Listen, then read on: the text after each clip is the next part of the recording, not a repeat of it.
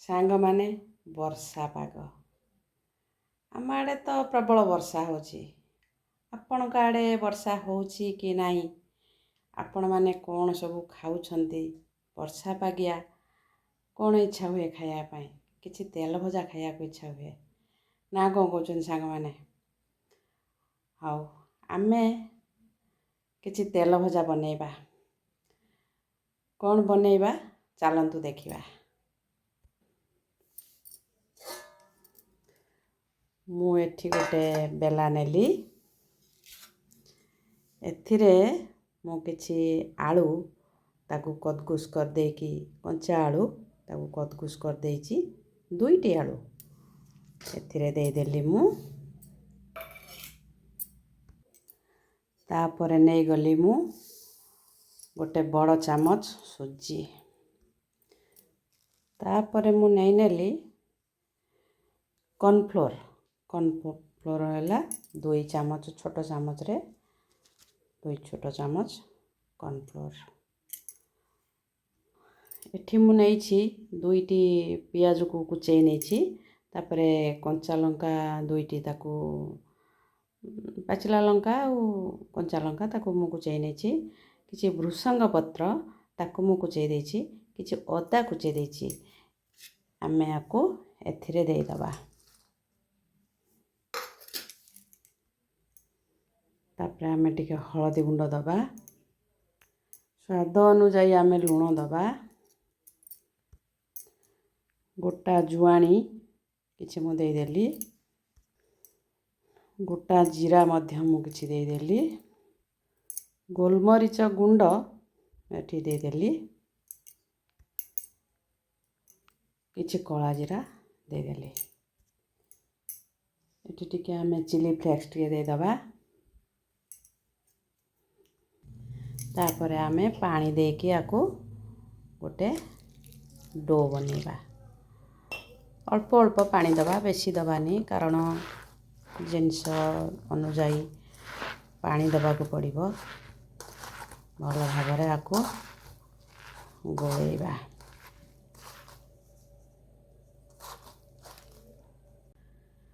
ବହୁତ ସୁନ୍ଦର ଭାବରେ ଏଠି ଗୋଟେ ଆମର ଡୋ ବନିଗଲା। ତାପରେ ଆମେ ଏବେ ଗ୍ୟାସ୍ ପାଖକୁ ଯିବା। ଚାଲନ୍ତୁ। ଗ୍ୟାସ୍ ମୁଁ ଲଗେଇକି କଡ଼ା ବସେଇ ଦେଇଛି। ତାପରେ ଆମେ ଦେଇଦେବା ତେଲ।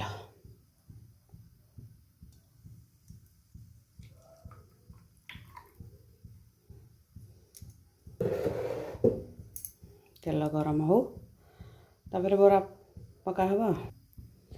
ତେଲ ଆମର ଗରମ ହେବାକୁ ଲାଗିଲାଣି। ବର୍ତ୍ତମାନ ଆମେ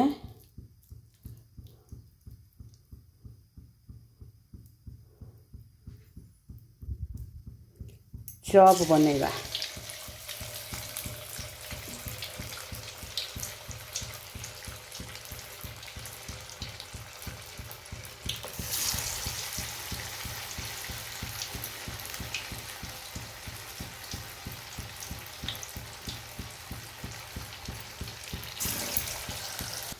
ବର୍ତ୍ତମାନ ଆମର ଚପ୍ଟି ହାବଲ ହୋଇଗଲାଣି। ମୁଁ ତାକୁ ବାହାର କରିଦେଉଛି।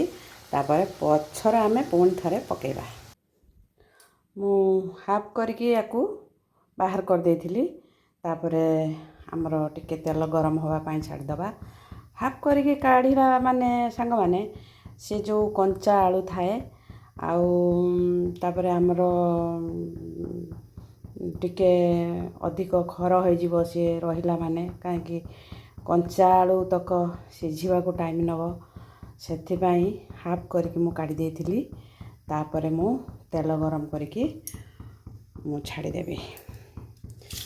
ସେ ପୁଣି ଲାଲ ଲାଲ ହେଇକି ବାହାରିବ।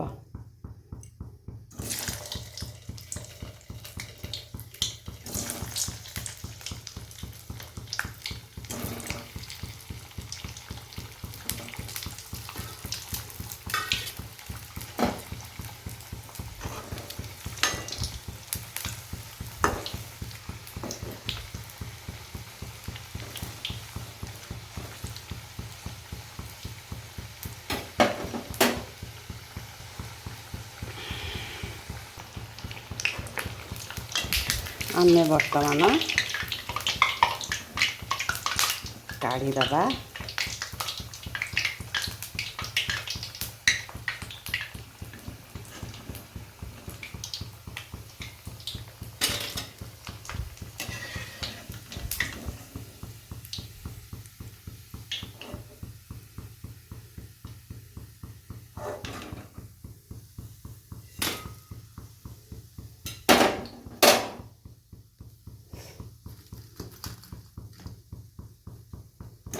ତାପରେ ପୁଣି ଆଉ କିଛି ଥିଲା ତାକୁ ମଧ୍ୟ ପକାଇ ଦେଉଛି।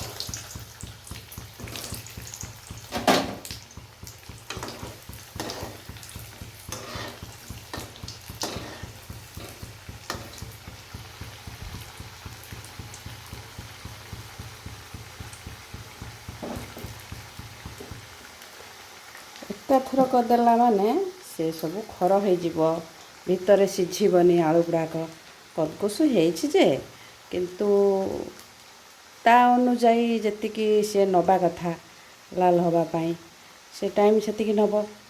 ଆଉ ଏଗୁଡ଼ା ସବୁ କଳା ହେଇଯିବ, ସେଥିପାଇଁ ମୁଁ ବାହାର କରିଦିଏ। ତାପରେ ପୁନର୍ବାର ପକାଇକି ମୁଁ ତାକୁ କାଢ଼ିଦିଏ।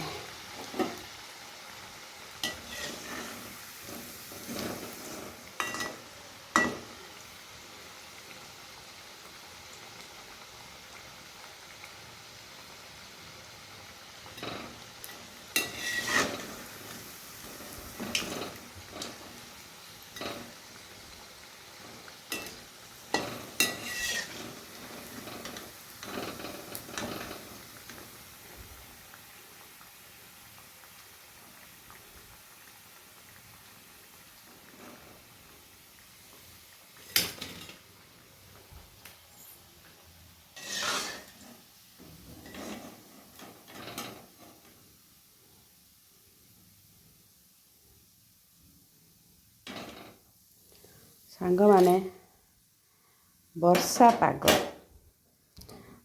ତ ସବୁ ଏମିତି ଖାଦ୍ୟ ଦରକାର ନା। ସେ ମାନେ ରୁଟି ଫୁଟି ଏତେ ପସନ୍ଦ ଲାଗେନି ମୋତେ। ମୋର ମ୍ୟାକ୍ସିମମ୍ ଟାଇମ୍ ମୁଁ ଏମିତି ବିଭିନ୍ନ ପ୍ରକାର ତେଲ ଭଜା ସବୁ ନିଜେ ବନେଇ ଦେଇକି ପିଲାମାନଙ୍କୁ ଦିଏ। ଯିଏ ବି ଆମର ଆସିଥାନ୍ତି ମାନେ କୁଣିଆ ମୈତ୍ର, ସେ ତାଙ୍କୁ ବି ମୁଁ ବନେଇକି ଦିଏ। ତାପରେ ମୁଁ ବି ଖାଏ। ଆଉ ସାଙ୍ଗମାନେ, ଗାଁ ଗହଳି କଥା, ଏତେ ଶୀଘ୍ର ଯାଇକି ବଜାରରୁ ଜିନିଷ ନେଇକି ଆସି ହେବନି। ତାପରେ ବଜାର ଜିନିଷ ଭଲ ନୁହେଁ ଆଜ୍ଞା। ଆମେ ତ ସବୁ ଜାଣିଛନ୍ତି ନା, ଆମେ କାହିଁକି ବଜାରକୁ ଯାଇକି ଆଣିବା? ଆମେ ଘରେ ବନେଇକି ଖାଇବା, ସୁରକ୍ଷିତ ରହିବା। ନା କ'ଣ କହୁଛନ୍ତି ସାଙ୍ଗମାନେ? ମୁଁ ଠିକ୍ କହୁଛି ତ?